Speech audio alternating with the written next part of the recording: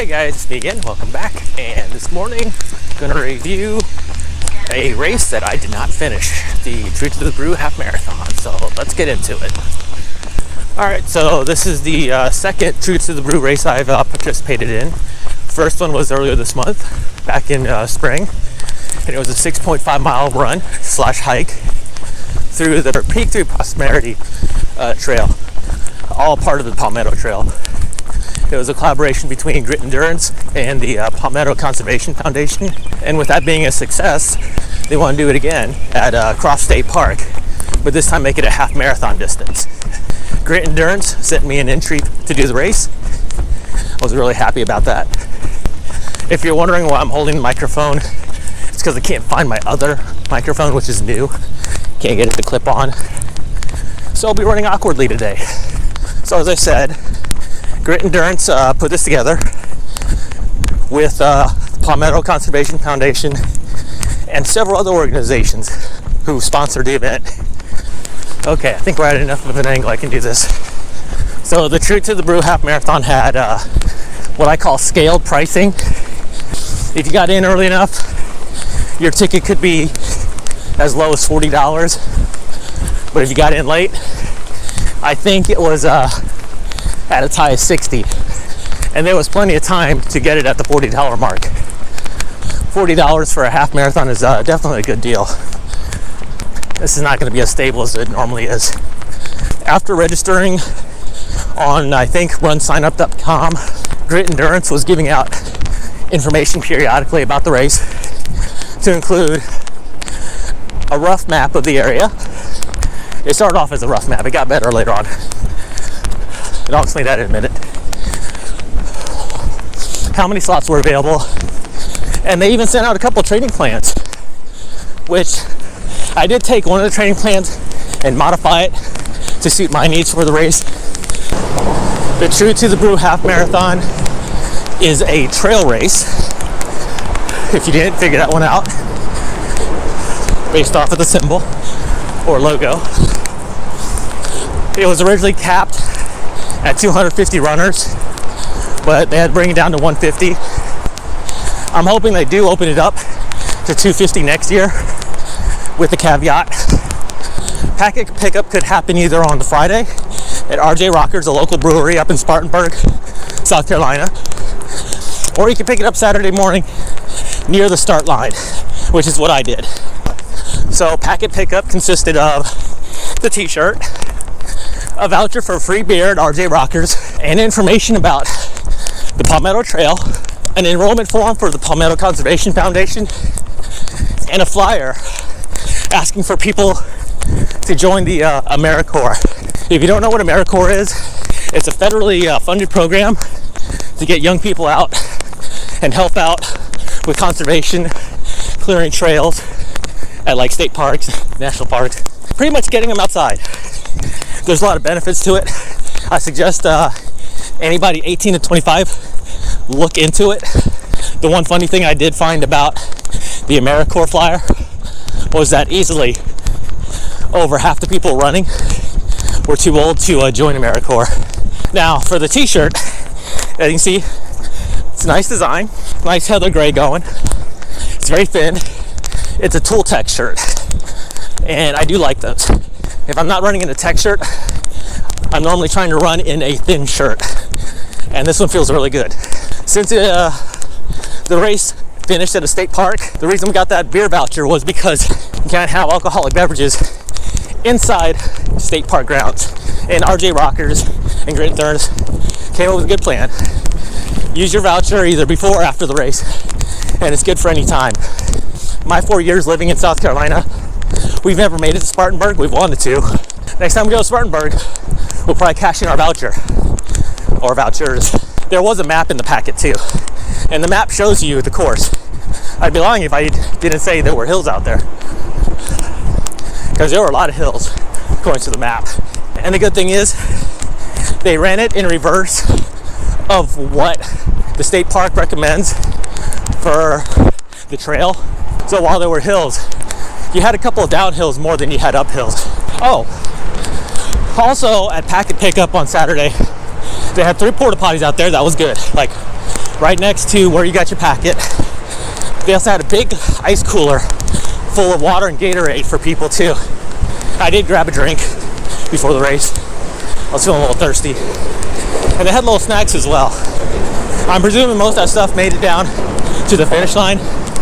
I never got to the finish line, but just a little after 7:30, we took off.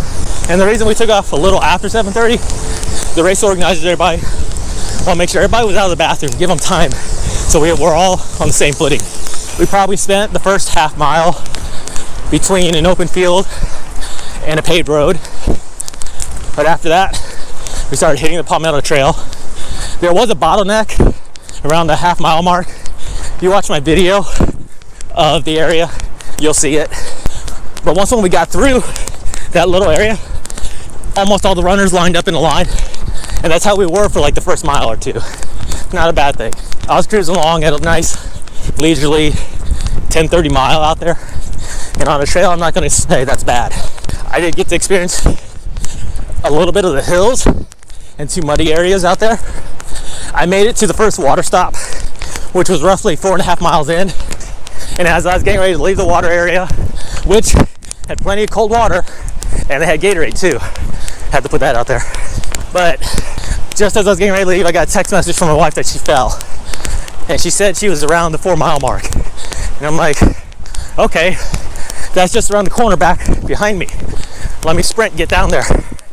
So take off in a dead run. Forget to tell the aid station people that she fell.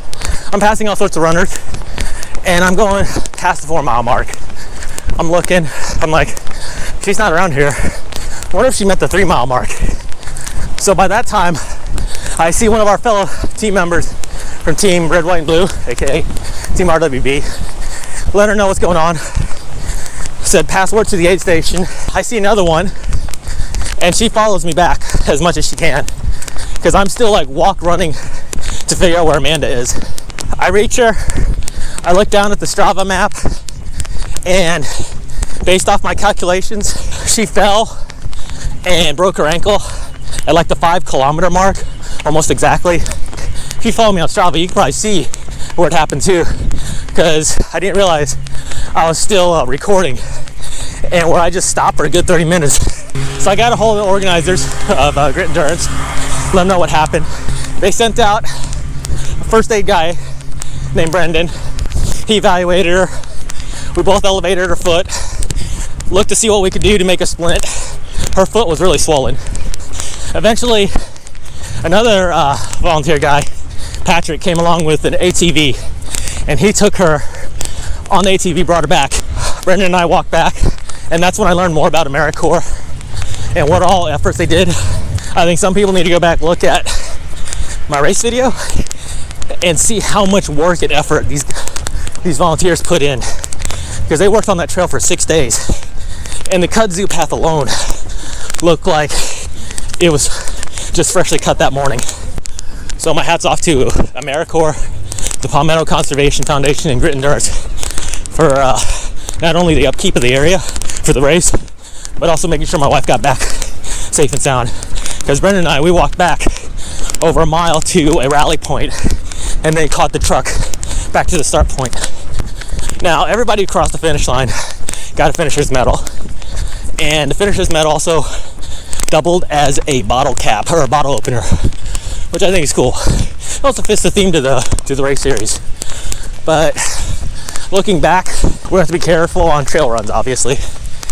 But as for the race itself, the only recommendation I have, and they tried to mitigate it at the beginning of the race, was they told all the fast people to go up front, just like they did for the 6.5 mile run. But I think we had a bottleneck of the mid-pack, like me, and the slower guys and gals. But once we got that sorted out, it went okay. It went really smooth. The trail was a lot narrower than the previous True to the Brew run, but the Peak to Prosperity run takes place over old railroad tracks. The tracks aren't there, but the path is. Maybe from now on a narrow path, just do it in waves, like 2 minutes apart or something. All right, that's a quick 2 miler for me, because I have an interview in a couple minutes. But yeah, from the parts I saw and the parts I ran, I was impressed with the troops of the Brew Half Marathon. I think Grit Endurance did a pretty good job up there. AmeriCorps did an outstanding job with the upkeep and maintenance. And it rained 2 days prior to the race. And they were out there busting their butts trying to get it ready for the runners. I'm already signed up for their 10K / 6.5 mile run. The one I did earlier this year, I'm gonna do it again next year. And if you guys ran the race or you ran anything similar, go ahead, let me know down below. Hopefully I'm not yelling in your ear by moving the microphone around. And if you like what you see, comment, like, subscribe, share, all that good stuff. All right, till next time, bye guys.